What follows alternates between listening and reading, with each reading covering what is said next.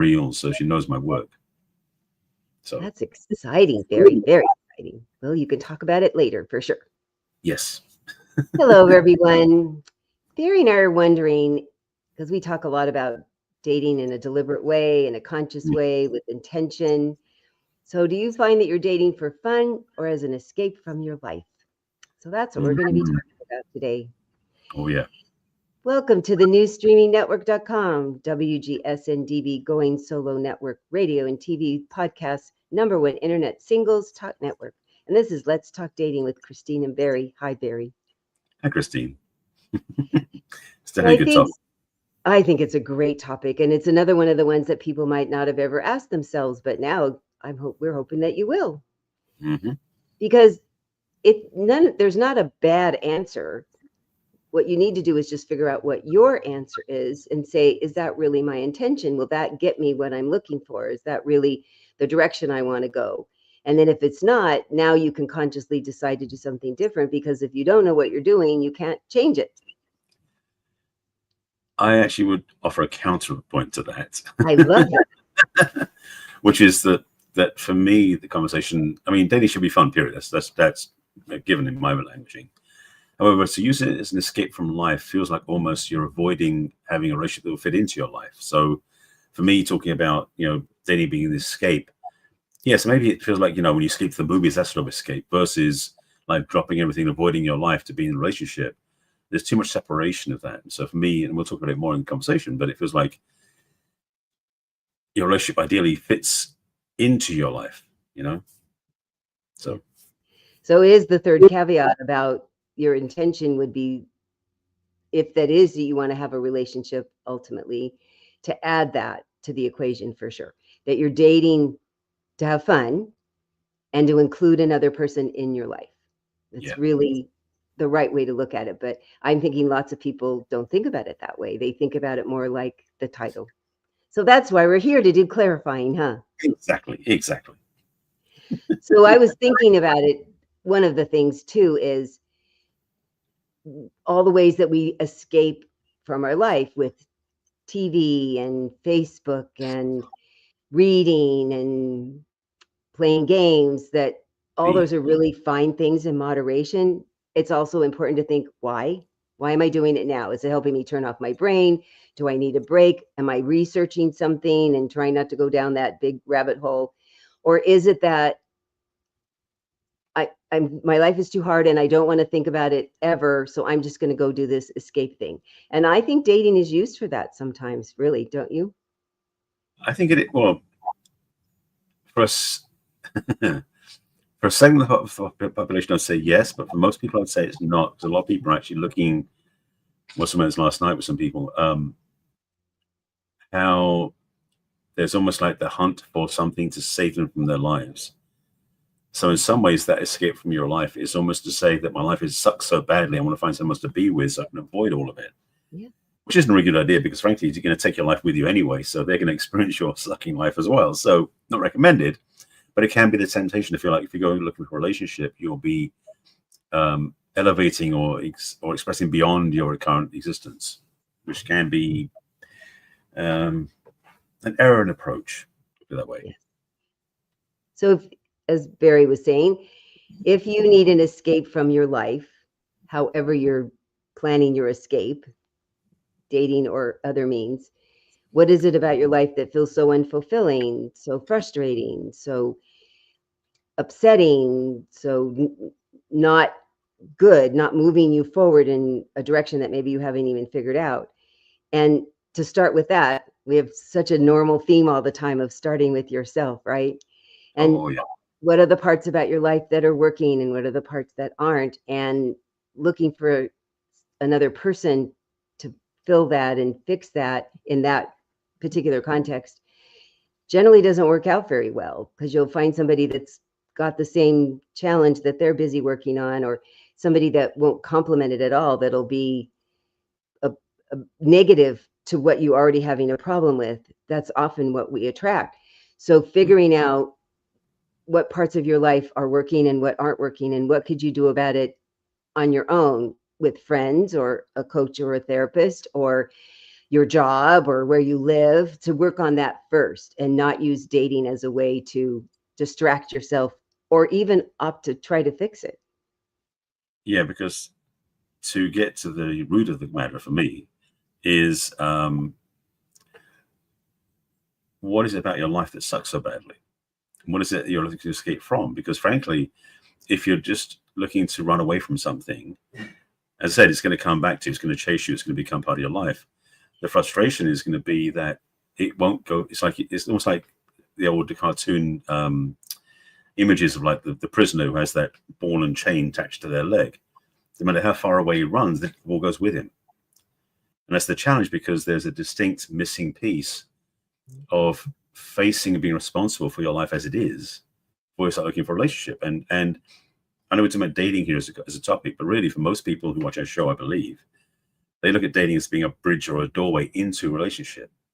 And if that's the case, then wouldn't you want your relationship to be additive rather than replacing what's happening in your life anyway?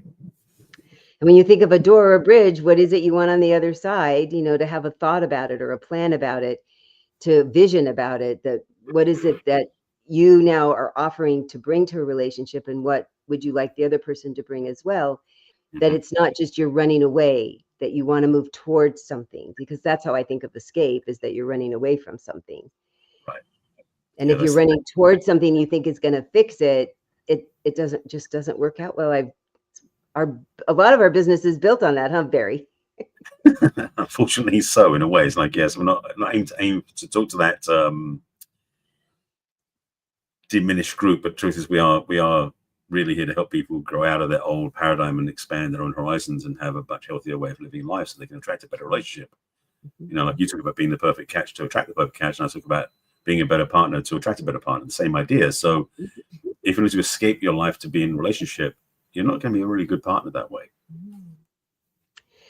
So it's the shit on the shoes conversation.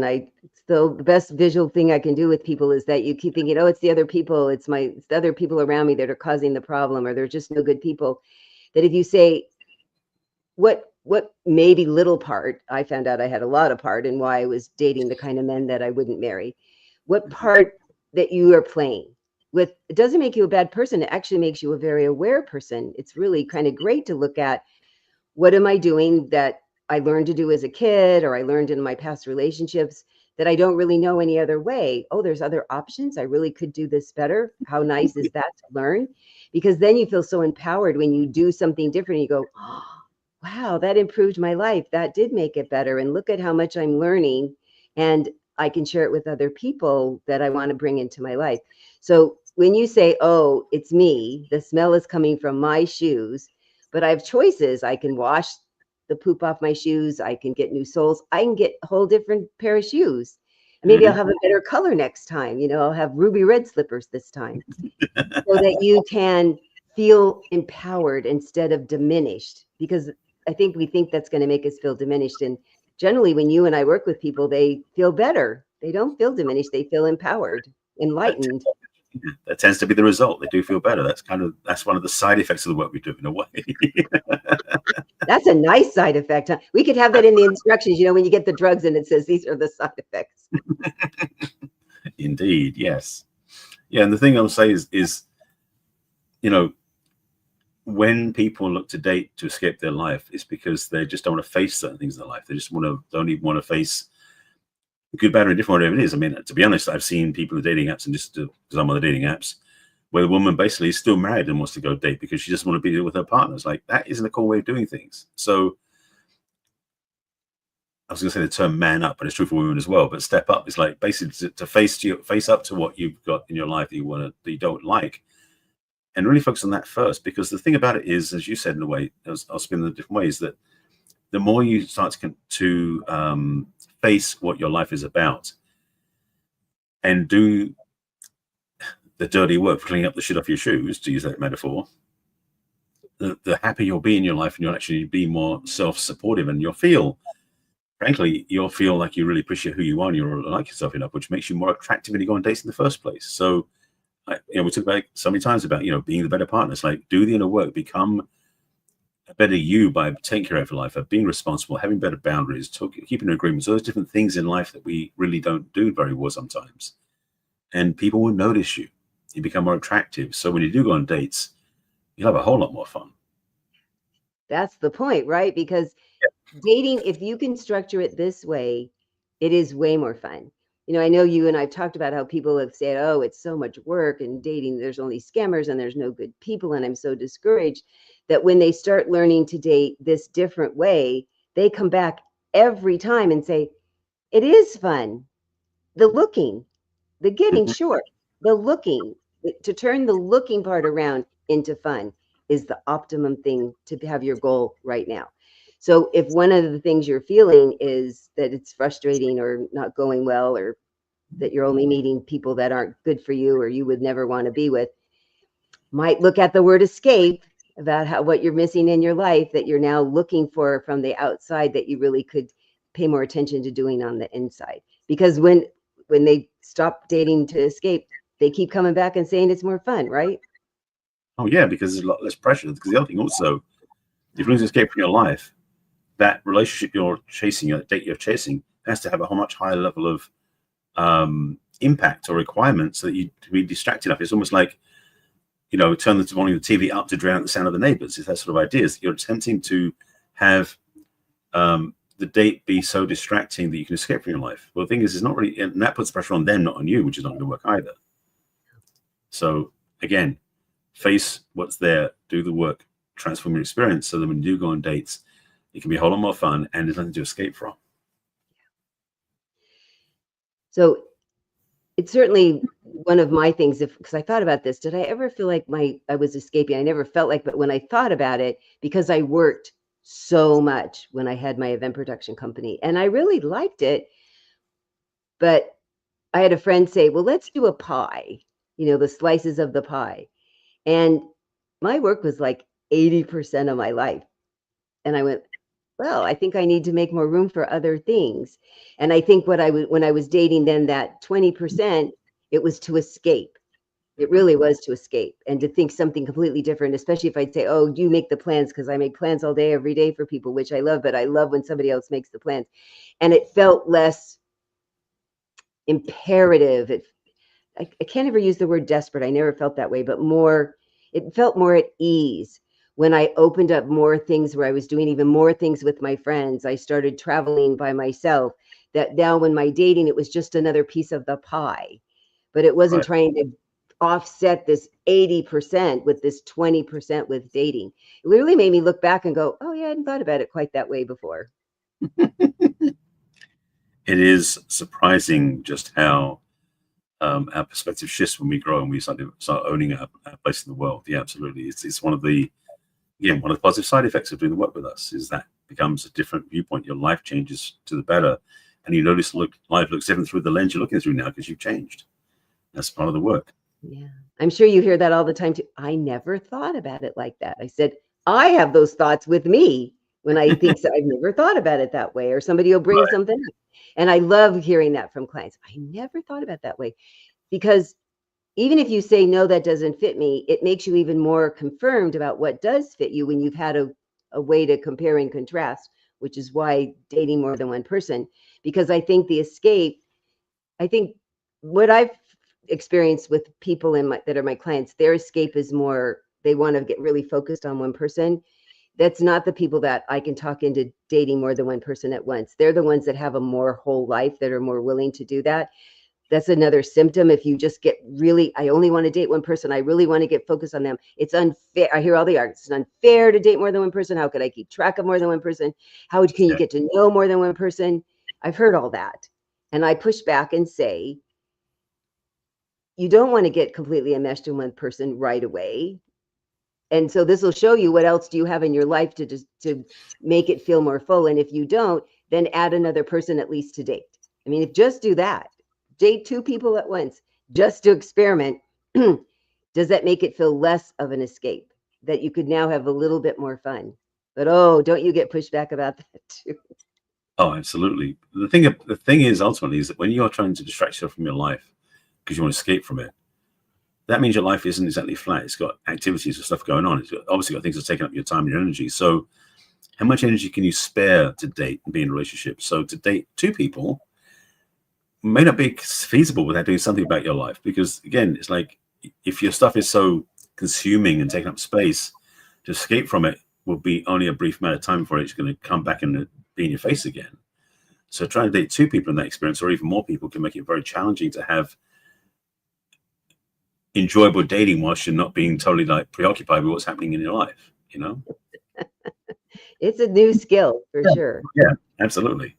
And a little bit of the escape part, it keeps coming back to me to say that, because I grew up in the 60s and had a number of friends who had a lot of drug problems. And the hardest thing I would watch was their lives were hard at home or at school or both, real hard. So they would use the drugs to escape. And then when they were not on drugs, everything was worse. You know, they were getting worse grades. Their parents were acting even worse. And so the escape part, often you come back to worse. It's, if you think it's bad and you need to escape and you come back, because if you get too distracted with your dating, are you now going to work enough? Are you going to pay your bills enough? Are you really going to, is your life going to be in balance because you're going to such extremes? I think that that's another way to look at it for sure. Yeah, there's more than one way of looking at that, because one of the things can be that you go on the date and you escape to it. And it's so wonderful that your life's going to look even worse by comparisons. You don't want to go back to, which means you'll try and stay out of it the whole time, which means nothing gets to happen. The other part of it, of course, as you said, is like, you know, you go on the date, but then you come back in your relationship, you know, your life hasn't changed anyway, any for the better. So it may be even more of a slog to get back in and fix it. So it's the thing in a way about, so the analogy comes to mind is like pulling a Band-Aid off. You can put it off slowly and pull it off quickly. And you think when you go on dates to escape your life, when you go back to your life, it's like pulling off the Band-Aid very, very slowly. It may not hurt as much in one go, but it sure will hurt over the long run. Whereas if you decide to face your life and do the work within your life to make it a better place to live, so you enjoy living your life, it's like yanking the Band-Aid off faster. So then you may get a bit more of an effort to make it happen, but you'll feel much more alive, much more relaxed, and much more joyful after that moment. So it's worth considering that making your life a good place to live is the first step towards having better dates. I think you're really right. And when you talked about how great a first date could be, I see so often where people are like, oh my gosh, you know, we talked for hours and we have so much in common. And, you know, now we're spending every day together and now we're madly in love. And then 2 months later, the thing pops up that they didn't even pay attention to before, they ignored. And now the crash is worse and their life feels worse and they feel worse. So another reason not to put so much stock, that the contrast, I love how you're shaking your head because I feel the same way, of how your life is right now, that you think that this date is going to fix it. It doesn't work that way. It just doesn't work that way. Sadly, the majority of the time, maybe 3%, right? Maybe. So you'll take a break in a moment. So we'll talk more about it. We'll come back. But if you want to share with your stuff. My stuff, my way of talking it. If this is like ringing any bells for you, you're like, oh, maybe I do that. Or at least, you know, friends who do this, that you might think, well, maybe I do it. I'd love to talk to you. We just have a conversation to see, get some clarifying. You might say, I'm going to tell you how I don't do this. Tell me. I'll go, sure, fine, great. But at least sign up to have a conversation with me. So the way to do that is to go to my website, which is www.theperfectcatch.com. Scroll to the middle. There's a What's Holding You Back from Love questionnaire. Click on that. 10 brief questions, where you are, where you'd like to be, access to my calendar, conversation at your convenience, or send me an email, Christine@theperfectcatch.com. And Barry. Similarly to Christine, I have a website you can go to, which is barryselby.com. And also, like Christine, I have a way you can reach out and have a conversation with me on my calendar. So at the top of the screen is a button that says click for having a chat. And that gives you a link to my calendar with also a questionnaire that I have you fill out. So I know what you're looking for, where you are, and what you want. And you'll also get some clarity as you answer the questions. So sign up on that. For me, it's a complimentary gift from me to you for a 20-minute conversation on a calendar that works for you and works for me as well. Also, you can send an email to me directly at barry@barryselby.com. Perfect.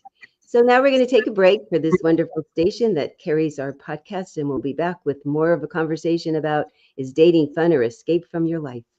See you in a minute.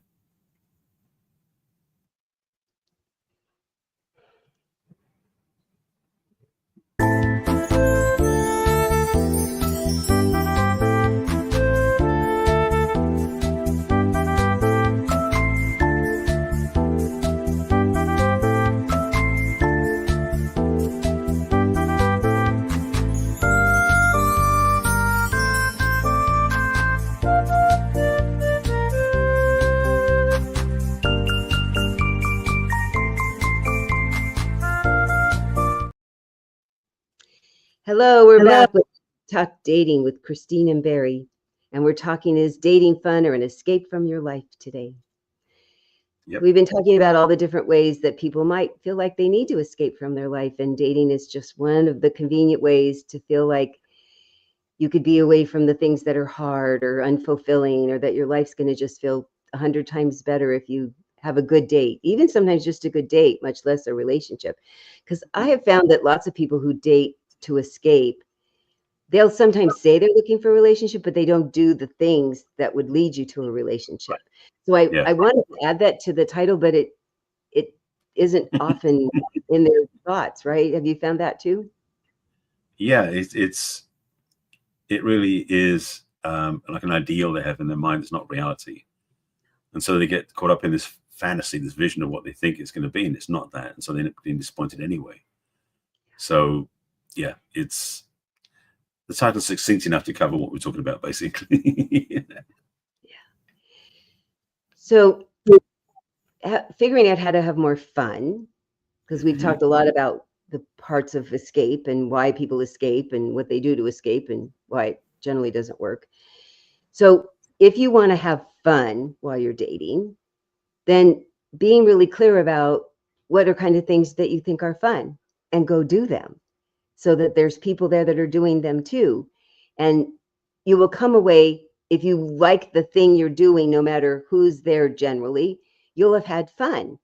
And you've added something good to your life, which we talked about the whole first half about having a more full life. So aiming for fun, enjoyment, self-satisfaction, like you're learning something for you or you're giving back to somebody else, that will make being out in the world fun. And then if you find people that you want to have lunch with or coffee with, even it's in a group, because that's how we used to meet. It was such a nice, gentle way to meet. Then you can add more fun. Mm-hmm. That's the thing is going back before smartphones and all the things we do now with dating apps and swiping and texting and everything else. It was an effort to do that, to actually go out, but also it was the only way to meet people, was to get out and meet people. It wasn't something you could do virtually or just, scope out those people through dating apps. So that was probably one reason I think why a lot of ways people who dated back then made more effort for it, made more interest in doing it. And it is, dating can be fun, because for some people dating is like an interview process and it's a slog and it's boring and it's frustrating. It's not what they want. So having fun with the dating is a good thing, but it's also coming to it from a place where you're not attached to lots of stuff. It was talked before the break about how, trying to escape from your life when you're not taking responsibility or doing the inner work to clean up, in quotes, your life. You're still dragging it around unconsciously behind you as you go out on your dates. So it's very hard to have fun on the dates when you're dragging a suitcase behind you full of stuff that is just dragging you down. And it's a simplistic analogy, but the reality is, emotionally, energetically, mentally, it is pulling us down in a way, because it's not something we've chosen to resolve or feel good about. And if you're looking to escape from life, to have fun dating, the implication is there's no fun in your life. So if that's what's going on, the question is, why not? What is it you're putting ahead of the fun before you even go on a date? Maybe you want to face that first. That's a heavy comment for sure. Yeah, because people say, I don't know what is fun and I don't know how to have fun. Well, that's a really good conversation that Barry and I would be very happy to have with you about what did you do when you were a kid that was fun, and even solo things. If you like solo things, go do them in order to just start feeling more whole as a person, more happy, more fulfilled. If you're doing solo things, if you like doing something that just requires you, then go do that for a little while. And then it'll help give you a little more, is there any kind of a group thing that does this too? Especially if you're now feeling even better at it. Then you look to see, is there somebody else that's doing this thing? Even like 3 people, even if they're the same sex, then you start making friends. And then if they like this, then what other things do they do that you might like as well? To have the dating for friends even be more fun. Oh yeah. That's the other part too, is I said it earlier about how, in the quote old days before there was smartphone stuff, we would meet people and they'd refer us. That can still happen. So doing things that fill you up, to make you feel joyful, that are fun to do, especially if you do like volunteer stuff or social things or physical things, like going hiking, whatever, or whatever you do. Those are places where you can meet people and they can lift your spirit. So it can be, it can set you up for more joyful success in the dating arena if you're already discovering how to have fun without being in the dating arena. So when you go on dates, it's almost like you carry that joyfulness with you. Because if you're looking for the dates to make it feel like fun and you don't have fun anywhere else, it's a bit of a pressure to put on your dates to be perfect and do everything you want. That's a lot of pressure for both of you. Indeed. Because think about the other way, that how would it feel to be with somebody that's just there because they want to escape their life? They're not there to really get to know you or to see if they could be a good potential partner for you, or they think you're a potential partner for them. If they're just there to escape their life, how would that make you feel? So if you think about how does that feel to the other person, if that's who you are, I think that sometimes helps it land back at home even better about maybe I don't want to do it that way. Yeah, that is absolutely a good way of looking at it. Like put yourself in their shoes for a minute, just to have a look and see, okay, how would that affect me? You might suddenly go, oh, I can't do that. It's almost like the best cure in a way of that escapism is to go, would I want them to do that to me? No. Okay, then let me do something different myself. That whole saying about being the person that you want to date, right? Mm-hmm. Absolutely. Really important.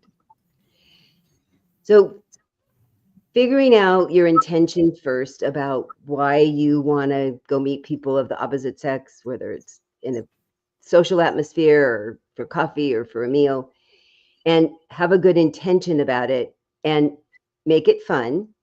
How can you make it fun? That you like the place you are, you come up with interesting questions to ask them, you come up with interesting things to talk about yourself that just make it more fun. And then that one of the reasons you have interesting things to talk about is that you've really developed a fuller life. That's your life has got some balance of fun. There's hard things and not so hard things, and then there's easier things, and then there's fun things. So looking at your life like a pie, how do you make the slice of I have fulfilling things in my life, I have enjoyable things, I have fun things, whether it's by myself or with my family or with my friends, so that you are having more fun in your life? Because don't you think like attracts like? If you're having fun, then you're going to attract people that are feeling more happy and satisfied with their life. Absolutely magnetic. Yes. The great thing about being joyful and full in your life is that you'll notice other people who are the same way, because we have this resonant frequency thing with other people. If you're feeling depressed, you find other people are depressed. Happy hour is a great place to find other depressed people if you're not feeling happy. I mean, it's really mislabeled. That's not a story entirely. But the key thing I want to say is that when you are feeling full and happy and joyful in your life, it's easy to spot other people have the same thing because you're on the same frequency. You resonate with each other. So it's a great way of meeting the sort of person you really want to be with. Again, beyond the idea of dating, but someone you have a healthy relationship with that is fun and joyful and everything else, is if you're already doing that in your own life, which means, yes, you're not escaping from your life, you're facing it and you're becoming more you're becoming greater than what's in front of you, becoming more fully yourself in the face of what might be trying to distract you from that. And you'll have more discretion when you're meeting other people, that you can now see, oh, boy, I want somebody that has a more full life than they do. When I hear their life is not very happy or very fulfilled, and they're wanting me to do that, no, thank you. But when you want that at the same time, then you both go, oh yeah, we'll both fill each other up. And it's really sad how that doesn't work, because you'd really like it to work. You really would like it to work, but you need to do it yourself. Yeah, I mean, the wishful thinking can only go so far. And again, it's like when you go on a date with somebody and you're trying to escape from them, they're going to notice your distraction, your desperation, even perhaps, where you're not free to be able to date, and they can notice. They'll notice that. So you can't fake it that much. So to try and escape from your life to be on dates, unless you're really good at convincing somebody else, which isn't an authentic way to be on a date in the first place. That's the whole thing about. Well, we won't get to that conversation. But it's a detrimental way of being in a relationship, because ideally when you go on dates, have fun, and you want to get in a relationship, you want to be truthful and honest all the way through. If you don't, you've probably not been watching our show, in which case, welcome to our show. We hope to show you another way of doing things. And one of the things I found, that when people have had hard things happen in their life and they talk about how they got to the other side, what emotional, mental, physical work they've done to get through stuff, big or medium or small. I admire it so much, especially, you and I, because it's where we live all the time, that I really admire when I'm sitting across the table from a man who's done personal work and really Absolutely. interested in learning about more and wants to hear about mine.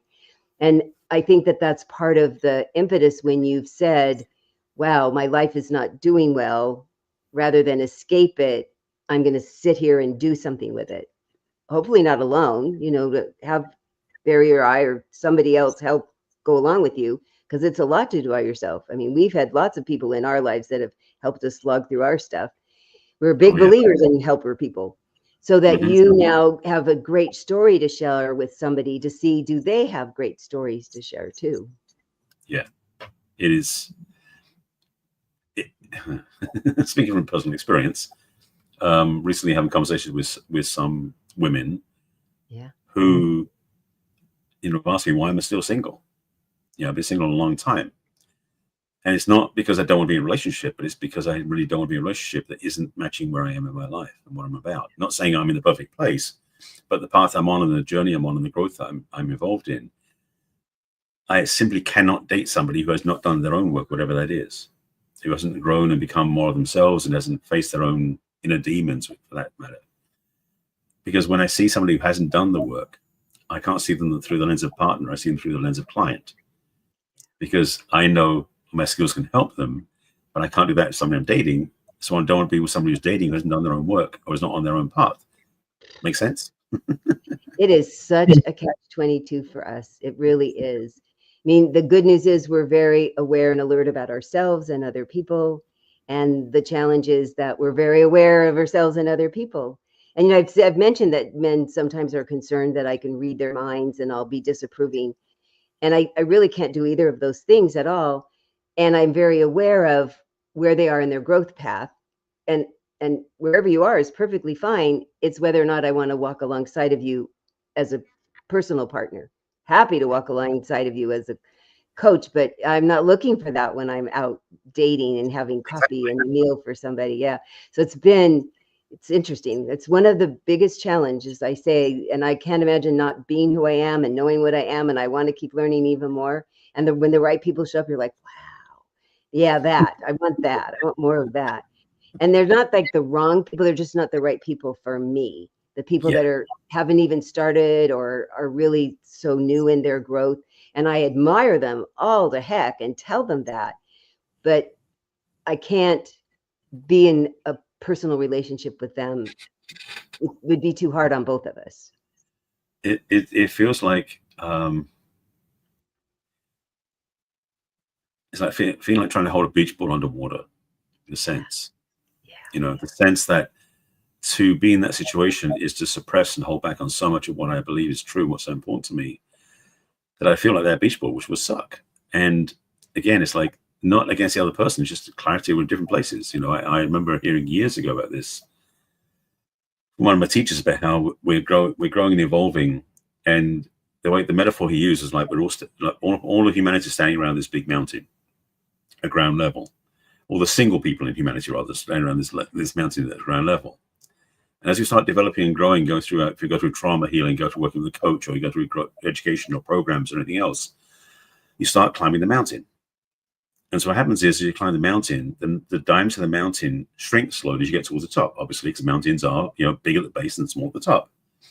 So as you climb, the number of people who are around the mountain gets smaller. And so the people who you're compatible with because of what you've done in your life also reduces by comparison. So when you get to the top of the mountain, which may be a little plateau, instead of being millions of people at the bottom, there's only a couple of hundred. And the challenge is, it's easy to go, oh man, I've missed out because I only have a few choices. But the reality is like, oh boy, I've got all this selection of people who do match what I want, which is so much easier and so much more refined. And that's what I hold true for myself, because that's clear about what it's about. Not saying I'm king of the mountain. I don't use that metaphor. But it means I've done enough work to know that many people on this planet haven't done any work themselves, are living in trauma, living in suffering, living in regret or judgment or blame, all these different things, that I can be a great coach to, but I wouldn't be a great partner to. And I'm not willing to put myself in that situation. That's just the reality. And so people who you go on dates with who look at your life and see your life being something you escape from, same thing for them. They're not going to want to be with you if you haven't done the work to make your life worth living in, so they can join you in it at some point. Yeah. Yep. You've put it very well. I love the mountain analogy. Yeah. Well, say it's not mine. I got it somewhere else, but I love I using love it. you sharing. Thank you for sharing the mountain analogy, because people will say, even the thing of that, there's so many more women than men in our age group, even though there's that whole pocket of women that have taken themselves out of the running, that they don't want a relationship. There's still more women than men. But I say, how many do you need? Really? I only want one. I mean, I know there's some people that want more than one, but generally we all want to end up with one. So just keep looking for the people that are at least close to you, that want to learn more. They're close, they're there and you want to learn more from them. I mean, that's really exciting when that happens. So this is not to have you be discouraged. This is to encourage you to get even more clear about who you are, where you are. Do you want to be more? You'll get to where you are, and there'll be people there. Promise, there's people there. Just have to keep looking for them. We're both very patient.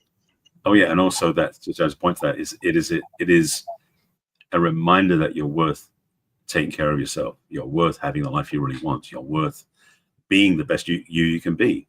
It's yes, it can feel like an uphill struggle at times, but the reality is it's worth it, because you become more self-supportive, self-trusting, and your own image of yourself goes up dramatically. So yeah. There's so many benefits figuring out who you are and how to be your best, and finding somebody else that who they are and they want to be their best too. Exactly. So what a topic, huh? Yep. Barry and I would just love to talk to you more about this. If this is something that is interest to you, as I said in the beginning, maybe you've just never thought of it this way, and you're like, wow, that's something to really think about, and maybe run by somebody to talk to us about where are you in this journey, and what would you like to do next to improve your life and find somebody else that is improving their life too. So I mentioned you can go to my website, click on the What's Holding You Back From questionnaire to have a personal, private, free conversation with me. And you can also send me an email at Christine@theperfectcatch.com. And when you're visiting my website at www.theperfectcatch.com, if you scroll to the bottom, you can click on all my social media icons of Facebook and LinkedIn and Twitter and Pinterest and YouTube and Instagram. Thank you. And the YouTube has all of our wonderful replays. I think we might be at 240 now. It's very fun how many subjects we've come up with, and we still haven't run out of them. You can also join my mailing list from there, and you can get my free ebook. Just click on the top where it says ebook. It'll send me an email. I'm happy to send you the link. All I ask is that you tell me what you thought about it. Was it helpful? I'd love to hear. And Barry, please tell people how to get a hold of you. Sure. On my website, which is barryselby.com, there is, as I mentioned at the top, a button at the top to click on to get on my calendar to have a conversation with me. At the bottom of the screen is a way to drop into my email list, which is where I send out all the replays of my shows and our shows, and also things I'm working on right now. In fact, just for those who missed it, I launched. It just happened yesterday. The first episode, the first week of my 4-week course on emotional freedom. So if you're interested in finding out more about that, if I want to do it another time, let me know if you're interested, so I can put together another group. It just started, so that you can email me at barryselby.com. In the middle of the screen on the homepage of my website, barryselby.com, is my first quiz, which is the Relationship Readiness Assessment, or the RRA for short.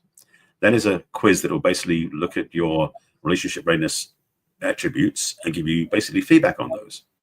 And you'll get an email that basically gives you guidance and some next steps, and the invitation to work with me as well. There's a second quiz which is buried in my website. It's not available through a button on the homepage. But if you type in barryselby.com/self-quiz, as you may have guessed from the title, it is a self-relationship assessment. And that's a much deeper quiz. It's much more of a self-reflection process. And it covers 7 different categories, and it gives you a whole downloadable PDF with lots of instruction, guides, and tips and things you can get for free.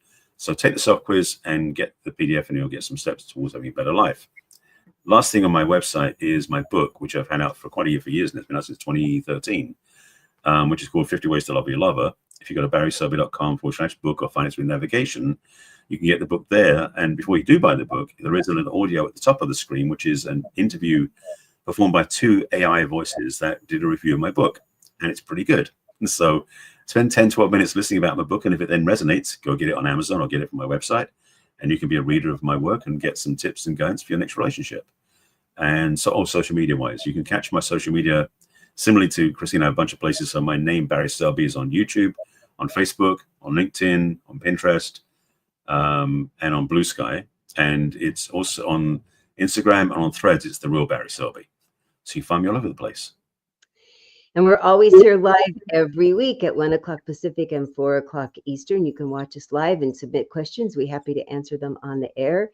And if you want to watch us on repeat and archives, evergreen, you can watch us on YouTube and Roku on your TV, but you can also take us with you and just listen, right, Barry? Absolutely, because our show is a podcast as well as being a video show. So if you're not watching us online, you want to just listen to us when you're out on the road, hiking, driving around, or going shopping, where you can listen without getting distracted from what you're doing. You can listen to us on the Apple Podcasts, Spotify, all the different podcast platforms out there, and you can binge listen, binge watch. You can take our shows with us. You can, if you watch on YouTube, you can scan through the titles, putting in keywords to search for what you want, find just the episode you're looking for. So recommend that you check us out because we got stuff that'll help you. And whether you're watching or listening, we'd love you to like and share and give us a review. Tell your friends about it that are in their challenging dating and relationships as well. Yeah. And we'll be back next week with another fun, interesting subject about dating and relationships. See you next Thursday. Take care. Bye for now.